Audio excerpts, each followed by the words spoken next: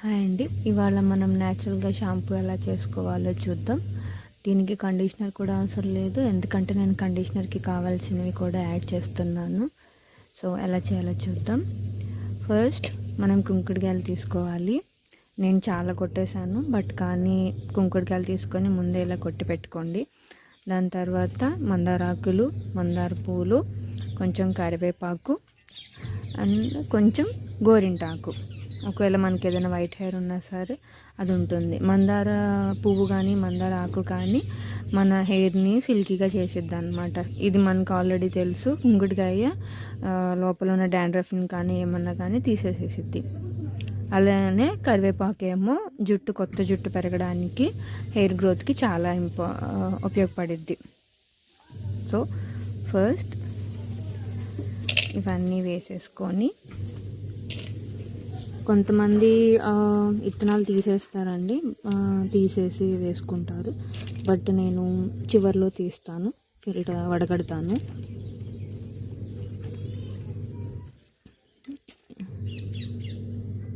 ఇలా వేసేసుకున్నాక, ఈ రెసిపీ నాకు మా అమ్మ చెప్పింది.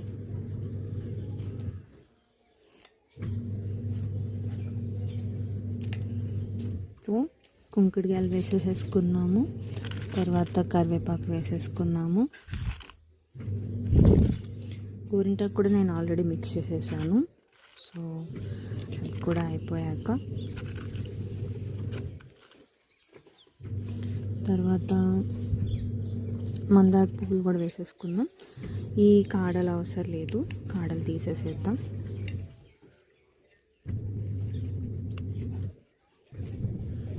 కూడా అవసరం లేదు, మీకు యాడ్ చేసుకున్నా పర్లేదు, బట్ నేను తీసేస్తాను ఎందుకని.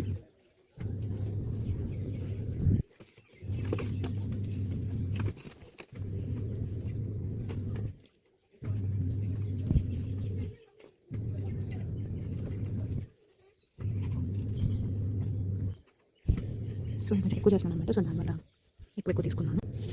సో మందారాకులు కూడా వేసేసుకున్నాను. ఇలా డైరెక్ట్ అన్నా వేసుకోవచ్చు, లేకపోతే మనం వీటిని కట్ చేసేసేసి చిన్న చిన్న ఆకులుగా కూడా వేసుకోవచ్చు. చిన్న చిన్న ఆకులుగా అయితే తొందరగా యూజ్ అవుతాయి. సో ఇప్పుడు నేను మందారాకులను చిన్న చిన్న ముక్కలుగా కట్ చేసేసి వేసేసుకున్నాను. అండ్ గోరింట కూడా కొంచెం యాడ్ చేసేసేసాను. ఇప్పుడు కొంచెం నీళ్ళు పోసుకొని పొయ్యి మీద పెట్టుకుంటాం అనమాట.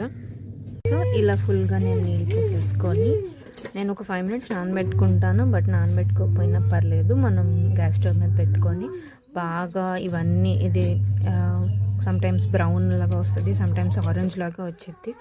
బాగా ఉడికేలాగా చూసుకోవాలి. ఎలా అంటే సేమ్ లైక్ మనకి మీరా షాంపూ ఉంటుంది కదా, అంత థిక్గా ఇవి వచ్చేలాగా మనం ఉడకబెట్టుకోవాలి. కొంచెం నీళ్ళు ఎక్కువ పోసుకున్నాం కాబట్టి అప్పుడు కూడా పొంగు వస్తూ ఉంటుంది. కొంచెం తిప్పుతూ ఉండాలి, పొంగు రాకుండా, వాటర్ అనేవి బయటికి రాకుండా మనం తిప్పుతూ ఉండి చూసుకుంటూ ఉండాలి. ఒక 10 నిమిషాలు పడుతుందండి. ఆ 10 నిమిషాల తర్వాత మనకి థిక్గా షాంపూ లాగా ఒక పాకం లాగా వస్తుంది అనమాట. మనం దాన్ని వడకట్టుకొని షాంపూ లాగా వాడుకోవచ్చు.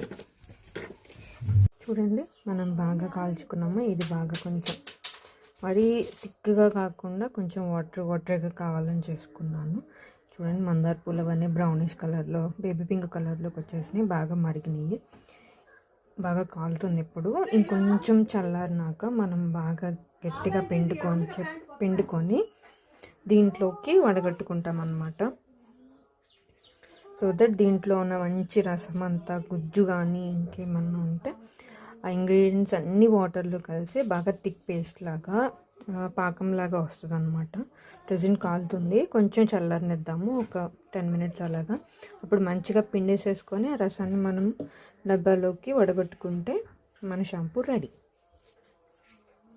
ఇంకా చూడండి, బాగా మిక్స్ చేసుకొని ఇట్లా పిండుకుంటున్నాను. సో దీంట్లో ఉన్నదంతా మనకి వాటర్లో కలిసిపోయింది అనమాట.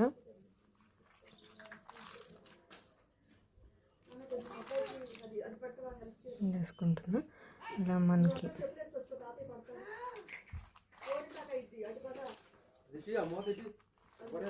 ఇట్లా పిండుకుంటే దాంట్లో ఉన్నదంతా వాటర్లో కలిసిపోతుంది.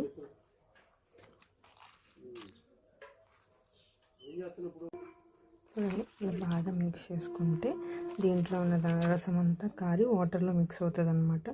సో మనకు అప్పుడు షాంపూ లాగా థిక్గా వస్తుంది. నేను చాలా వరకు పిండేసాను. ఇప్పుడు వడకట్టుకొని పోసుకుంటున్నాను. సో ఇందాక ఫస్ట్లో చెప్పినట్టు ఆ కుంకుడికాయ విత్తనాలు ఏమైతే ఉన్నాయో అవి మనకి రావన్నమాట. యా చూసారా, ఇలా మనం న్యాచురల్గా షాంపూని తయారు చేసుకోవచ్చు.